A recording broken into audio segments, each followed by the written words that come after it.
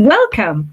This is a series of podcasts for the BAME Health Collaborative, where every week we talk to different people who have an interest in this organisation. This week, my special guest is a fabulous, well-known, much-loved actor, producer, and world martial arts champion. He has starred on the big screen alongside some of the Hollywood greats like Johnny Depp, Keira Knightley, and Michaelene, as well as being star of the small screen in programs like Doctor Who, Holby City, and one of my favourites, Hustle. As if this wasn't enough, he has also starred in martial arts films, working alongside globally renowned stars like Jet Li, Jackie Chan, and Jean-Claude Van Damme. My special guest today is Winston George Ellis, or is that Dr. Winston George Ellis? It's a great pleasure to have you here as a guest today. It's fantastic to be here. Thank you so much for having me on your show. It's brilliant to have you as a guest. Now, do you want to just tell us quickly about this doctorate that you've received? Yeah, I received a honorary doctorate about 4 years ago now from Birmingham University for my works in doing humanitarian works around the world. And I do a lot of mentoring, I do a lot of charity work around the world. And it was a massive surprise to me, believe me. It came out of nowhere. I remember when I got the email saying I'd been nominated, and I was like, wow, who recognized me? And then the next thing I knew, I had actually won. I had actually been given the award, and I was invited to Birmingham, had to get on all the I look like a beefeater, one of the beefeaters from the palace. You know? And then dressing up like that for the day. Well, a big warm welcome to you, Dr. Winston. I think that sounds so good. It has a lot of gravitas to it. Thank you, thank you. Just call me Winston. That's good for me. Perfect, absolutely perfect. So, Winston, would you tell us a little bit about your journey and, of course, some of the challenges that you faced? Well, yeah. Where can I start? My parents were from Jamaica. They moved to the UK in the 50s. I was born in 1965, and I'm the eldest of four boys. I went to a school that was, at that time, predominantly was like 97% white. And so for me, I suffer with dyslexia. So for me, it was very difficult to find a place to fit in, because we studied so many different things like history, about Sir Francis Drake, Christopher Columbus, and people like this. But there was no one for me to really identify with. And so it became very difficult for me for my school years. And I remember when I left school, I found the martial arts at the age of 12 years old, because I used to do, I was a Boy Scout. And one of the things that they wanted you to do was an activities badge. And I didn't have an activity or a hobby that I could pick up. And it just so happened that that same week, they'd opened a martial arts school at the bottom of my road where I lived. And I didn't even know what martial arts was, but I thought, well, it sounds like something good to go and do, and I can get this badge. Hence, I went down to the class, fell in love with the martial arts, and that was it. The rest is history, really. I ended up winning my first championship at the age of 18 years old. I won the US Open. I was one of the youngest to win it, and then I came back here and opened up my first martial arts studio. Amazing. And, so yeah, the rest is really history. How I got into the film industry was I'd been competing around the world doing different championships and fighting different things around the world. And I'd won a number of titles. I have two children, a boy and a girl. And it was like, now I can't afford to keep doing this anymore. I have to try and think of something else. And I was actually doing a seminar in Greece many years ago now. And I was on the beach one night. I remember I was on my own. I was trying to think of what am I going to do in my life? And so I started doing my katas, my form work, because that's how I meditate. And at that point, this little Chinese guy came out of a hotel and he said, my boss has been watching you and he wants to meet you. And so he took me back into the hotel, and there was sat Jackie Chan and a guy called Philip Ko. And they offered me a movie. And 6 weeks later, I was in Hong Kong making my first picture with no track record whatsoever. So that's how I came to be here now. I mean, that is fantastic. But of course, you've had your challenges along the way, and we're going to talk about all of those as we go through this interview. I mean, you are a very, very busy man, and you've co-starred in some amazing, amazing films. And yet you've got time for charities, mentoring and supporting groups like this one, the BAME Health Collaborative. And you've touched on that very briefly already. So what is it that drives you? Where does that motivation come from? I think my parents, you know, they pushed behind us, me and my brothers, my siblings, to, you know, go for the best, try your hardest, don't ever give up. And that's like a family motto in our family. Ellis is never give up, no matter what it is. The word no doesn't come into our vocabulary. And so it's always been a case of, I was never very good academically. Mm-hmm. But when it came to putting ideas together and the theory type of side of things, and just getting in there, mixing it, that's the kind of thing I would do. And I was always pushing myself that way. And I think a lot of that as well comes from the discipline that I gained from the martial arts. Sure. And the training that I gained from there, and the self-confidence that I got from the martial arts as well. And so that's what drives me on. I'll think of an idea, I'll get a project in my head, I'll sit down, I'll plan it out, and I'll push. Once I start something, I don't stop until I actually get to where I need to be. So listening to what you're saying there, because martial arts is a very big part of your life, I'm guessing that health and fitness are very important to you, looking at well-being and all that sort of thing. So do you have sort of your views on what you think are the most urgent issues that are affecting our communities today? And do you think that the BAME Health Collaborative can help to literally to shine a spotlight on these issues? And it's the sort of what sort of outcomes are you looking for as well? I think that's quite an important issue, because there has to be a reason why you're motivated to be a part of the BAME Health Collaborative.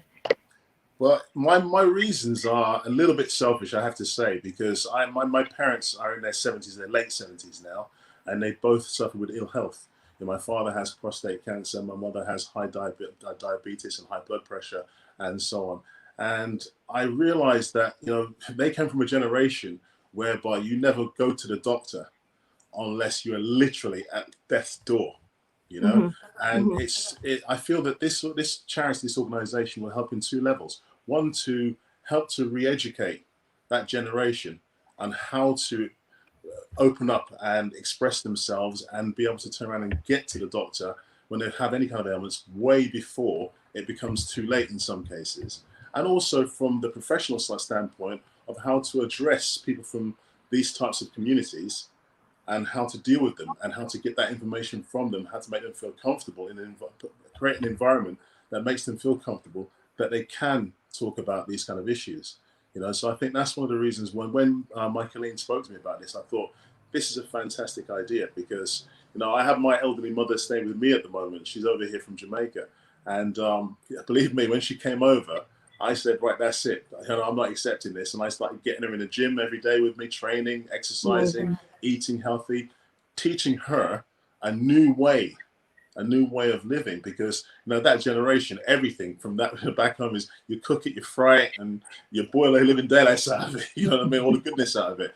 So it was a case of just re-educating her really on healthy eating, healthy living, eating at appropriate times, getting enough sleep. And then she started to see the benefits herself, and that made her now strive. And now she's got it. And I think that's what it should be about, is educating our communities really, and creating facilities that can do that.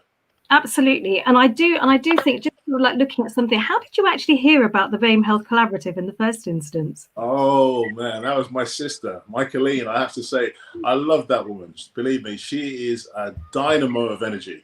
And I met Michaelene a number of years ago, and when she approached me about this and started talking to me about it, I thought, you know what, this is it. This is exactly what we're talking about, because I've always thought that there was something missing, and not knowing how to put my finger on it and how to turn around and get that message out there and get support from the government, from the communities. And this, to me, is the perfect vehicle that she's come up with here. I think so.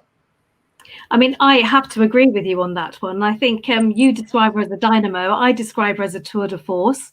I don't think anybody says no to Michaelene, actually. No, you can't say no to Michaelene. I think if you say no, it's not a word she's heard of. She wants people to come in. She wants people to give their best, and she wants people to promote this cause, because I know she's absolutely passionate about the BAME Health Collaborative, and she has literally taken on board some of the most talented people and some of the most highly qualified and respected people that you could possibly come across in the profession. So from your point of view, you have the title of doctor, but you're not a medical person. It's an honorary title. So for you, what do you want to get out of it? Well, like I said, I'd love to see that. As I said, when Michaelene approached me about it, and I saw the level of the people that were involved in this organization, I said to myself, this is something that really could turn around and help educate people like myself and other community members. And not only that, but the older generation, to help them to turn around and be able to speak and open up about their elements, what they want to see, what they'd like to be able to, throughout their communities, and throughout their health issues that they have. And I think that that's one of the things that really sort of struck a chord with me. And that's what this organization, this just charity, really will provide. And so that was the selling point for me, really. Absolutely. I'm going to share a little story with you, if I may, because Sure. I'm from a completely non-medical background as well. And when Michaelene persuaded me to come on board and join BAME Health Collaborative, I wasn't quite sure what I was going to get into there, but I have to say to you, wow, I have learned so much in such a short period of time that actually I'm going to be taking all those principles and setting up local regionalised group with it, with Michaelene at the helm of that, to try and help with, to look at local areas, local issues, and what affects the communities and local areas, because that's really important as well. I think she is going to be such an inspiration for so many people to do something more localized who can tackle more health inequalities at a more local level. I couldn't agree with you more. And I think that's amazing what you're doing. I think that's something that I'd love to sort of put my support and my help behind. These kind of things, to make changes. And I think when I was speaking to someone earlier on, I was speaking to an MP from Watford, and we were saying that this is the perfect platform now. I think everything in life happens for a reason. I think, this whole lockdown that we've been in, the Black Lives Matters movement has really sort of like created this massive new platform that's been recognized worldwide. And the reason why that is because people, I think, have been stuck at home. They're not able to go anywhere. And so they're actually sort of focusing more on the television, and they're getting to see all this stuff. Because I've known friends of mine who have turned and said, we didn't realize, we didn't know, we didn't understand this was happening in the world, or this still was going on. And it's only because I've been stuck at home that I can see it now. And I know that this is not about Black Lives Matter, but the fact is this organization, this charity, will create a platform for people to turn around and say, okay, look, I am willing now to turn around and put my points of voice, to talk about my issues, mental health, whatever the situations may be. So I think it's amazing. What you're doing is absolutely amazing. I absolutely agree with you. And I think the biggest thing for me is the opportunity to speak freely for once. You mentioned earlier that, your parents don't particularly like to talk about ailments and things, and if somebody on the other end of that doesn't draw it out of them, how do you get to find out what's going on and what's happening? And I think the BAME Health Collaborative is going to give us all the opportunity to really talk about issues and health inequalities that affect BAME people in a way that has never happened before. And it is liberating. It's absolutely true, because I think it's one thing to go to university and you get all the degrees and you have all the paper, and that's fantastic. You have all the awards, all the accolades, but you have to learn how to deal with people. You have to understand people, and people from different communities, and understand how to communicate with those people. And that's the reason why I think this goes back to education. Educating our young how to understand different religions, different cultures, different people's ways of living. And that way, as they get older and they go into these professions, they then know how to move that on, how to turn around and deal with these people. So I think that's one of the things that I'm hoping and praying that this charity can sort of bring to the table. I mean, you also mentioned that when your mum comes to stay with you, you like to get her out and you like to we've talked about the food aspect, but you also take her down to the gym, don't you? That's right. She comes, because the thing is, I'm actually in the process right now of training for my next film. And it's I'm 55 and I'm going to keep in shape now and work out really hard. And so I thought, what, there's no reason why she can't come to the gym with me. And the first time I took her, she was very reluctant to go to the gym, but got her down the gym, got her on the treadmill, and we went at a nice steady pace. We did 5 minutes on there, and then I realized that she started to enjoy it, and it was helping her movement and helping her walk and helping her maneuver a lot easier. So we then started to go on a regular basis. Every single day we'll go down, do a little bit more. Now she's getting me up. She's saying, come on, when are we going to go to the gym? And so, as I say, I think it's just about breaking down that fear barrier with that older generation and showing them that this is something that's good, it can help, and it's make them feel better mentally and physically. So yeah, it's been an amazing transformation. And I posted some of the videos on my social media pages, and I have been inundated with people from all walks of life that have said to me, wow, we would love to do that. We'd love to get my grandfather, my grandmother, or my mother, or my father doing this. Where can we go? Why don't we set something up? So I think this charity can help to create something like that. And I think you're absolutely right. And I think if we've got voices like yours that are going to give those sort of stories, I think it's going to be really, really encouraging to people from BAME communities to hear that just because you're not in the, let's say you're not in the spin of your life anymore. Right, That's yes. probably the nicest way to put it. That's a nice way of putting it. You know, you can still go out there and you can still get fit. You just take it easy and take it at your own pace. That's the important thing. A lot of people, they hear the word gym and they automatically think, oh, that's got to be hard work. It's got to be this. The thing about it is you go to the gym and you take your time. That's the most important thing. It's like building a house. You build a foundation first and then you build up. You don't just run in there and try and tackle all the heavy stuff straight away. And I think that's just the idea of educating people, the fact that you can go to the gym and just do 5 minutes, 10 minutes, just to get yourself moving. Even the journey to the gym, instead of driving, walk. Stuff like this, it really does help. Yes, indeed. Indeed. So you are an absolute inspiration. You are an absolute inspiration. And you literally are going to be such a great, powerful voice for us because of your position. And do you think, I mean, it's a very difficult question in a sense, because it's almost saying to you that because you have worked hard and you've achieved this position, you know, let's use it now to actually highlight some of these issues. So we've heard about talking about getting the elderly involved, which is a wonderful thing to do. Right. How can we actually take that one step further with the BAME Health Collaborative, do you think?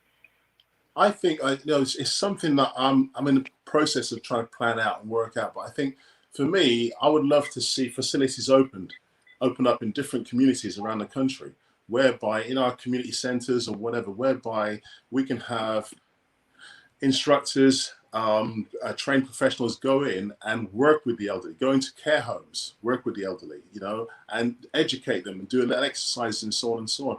These are the ways, not just through physical education, not just through physical exercise, but also helping with diet, changing diets, because there's a lot of medication that's been prescribed. My mother, when she came in, like I said, she came with high blood pressure and diabetes. And I thought, right, okay, let's try and work on this, you know what I mean? So we started doing some healthy eating, change her whole eating aspects, change her whole diet and her sleeping pattern.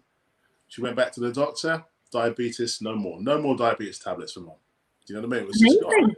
And that's in a very short space of time. And with her high blood pressure, again, it boils down to eating the right types of food and getting the right types of exercise. And even that now is in a controllable situation with her. So I think, as I said, the basis of everything is education and getting into the communities and getting into the care homes and places like this. So I'd love to see that happen. And I think that's something that the BAME charity can actually do for us, you know, help work together and make happen. Indeed. So the message that is popping up from our viewers, are you interested in joining our cause to get that message out, to join the BAME Health Collaborative? Please. Literally, to champion that, to be the champion for that. I think so. And I think a lot more of our younger generation need to get involved as well, because, you know, we've all got parents, grandparents, elderly loved ones out there. And I think if we can break that barrier of young and old and get everybody working out together and everybody really, that old traditional value of families, when families were really families, you know, when on Sunday, the whole family would get together. Bring that sort of thing back again. I think that's another thing I think has come through this lockdown, whereby families have been forced back together again, and you've reevaluated everything. You know, nature's kind of said, okay, wake up, you know, time to pay attention to what's really important in life. You know? So from your perspective then, as a champion for BHC, right, you can see a lot of avenues here that can do a host of good for so many different areas of our lives. That's the message I'm picking up from you. 100%. And I think these are the right people. I think Michaelene has gathered together the most incredible team of people. And these are the right people to create that platform to make those steps. Which is amazing. Absolutely amazing. You touched very briefly on young people. I just think that this is also an opportunity for us to inspire our young people, to help them to strive for the best and to get out there and to reach their highest goals. Why not? Why shouldn't we use the BAME Health Collaborative for that? It's a golden opportunity, and it's, as you were saying earlier, we've been presented with this opportunity. Let's go for it. That's it. We have to take the most. We have to make the most of this opportunity, and if we don't, then we're fools. And that's the bottom line. Because at the end of the day, when you can see a path ahead of you, and you can see something that you can say, like physically, if I work hard enough, I can get to this, and it can really happen. My story, for me, I'm from Reading. I'm a small town in the southeast of England, and it's just for me personally to be able to turn around and say, okay, now I've been to Hollywood, I've been to the Oscars, I've worked with some of the biggest actors in the world. I never saw that happen 30 years ago, 40 years ago. I never saw that happening. So nothing is impossible. Nothing is impossible, and that's the reason why I believe if you really believe in what you believe in yourself, and you believe in the right kind of people around you, and you get the right kind of support, we can achieve anything as a community. And that's the word I want to say is community. We have to do this together. One person can't do it on their own. We all have to get together and do this. And it's not just about blacks. It's about everybody right across the board getting together and making this thing happen. Absolutely. Now, you are used to being in the public sort of spotlight. You're used to being in the media. Is there any advice that you could give us on how the BAME Health Collaborative can be more noticed, shall we say? How do we bring attention to ourselves? How do we get people on board? Oh, that's a very good question.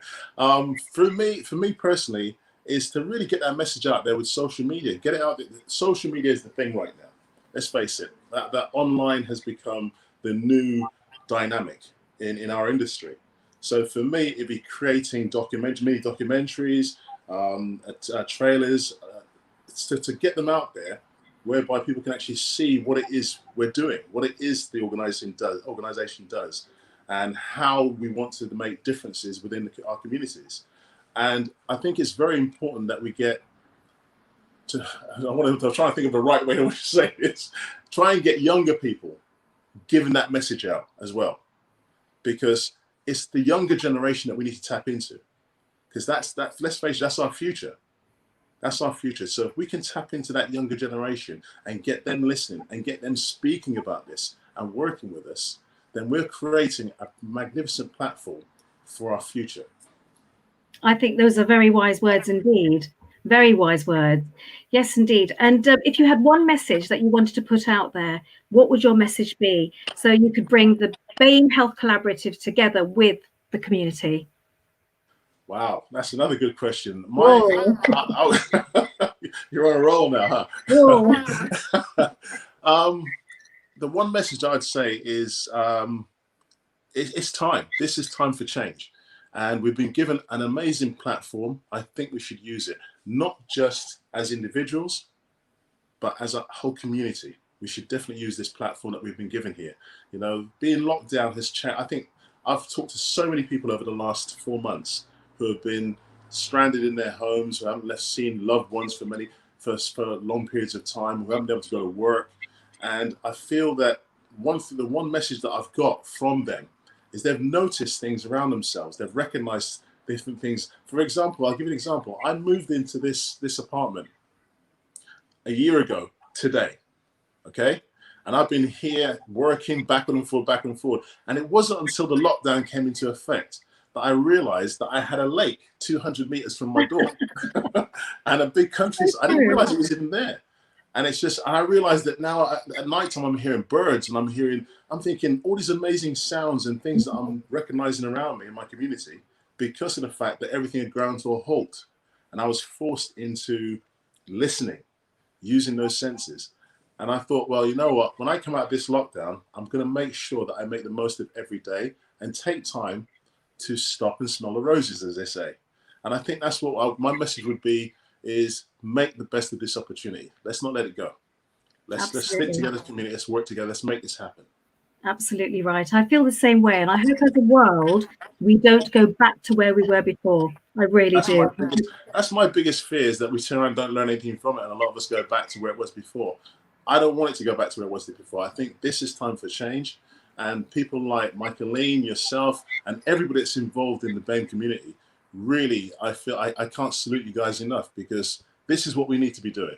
And more people like yourselves getting out there and putting this word out there that's what's going to make people start making paying attention and listen. Indeed. Could I just say a very big warm welcome to you for the BAME Health Collaborative. We're delighted to have you on board. Absolutely delighted. And I hope we're going to do some amazing work together. I can feel it in my bones that we're going to do some incredible work together. Listen, it is such an honor, and I mean that from the bottom of my heart. It's such an honor to be a part of this organization and to be supporting Michaelene and all of you in what you're doing. I think what you guys are doing is amazing, and anything that I can do and anything that me or my team can do, believe me, you got my support.